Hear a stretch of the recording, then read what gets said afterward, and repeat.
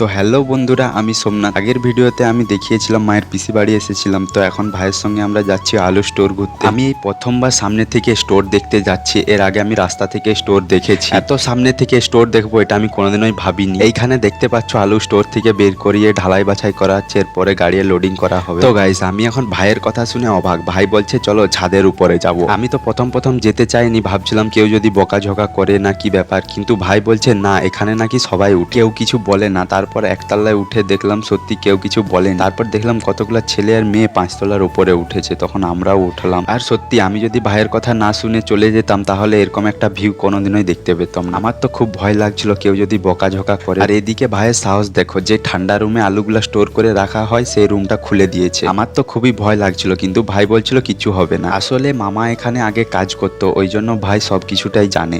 এইখানে নিচে দেখতে পাচ্ছ আলু স্টোর করে রাখা আছে। আর এই যে জিনিসটা দেখছো, ওই স্টোর রুমে ঠান্ডা জলটি এসে এখানে জমা হয়। তো এখানে সাউন্ডটা শোনো। তো আজকের মতো এটুকু, দেখা হবে নেক্সট ভিডিও।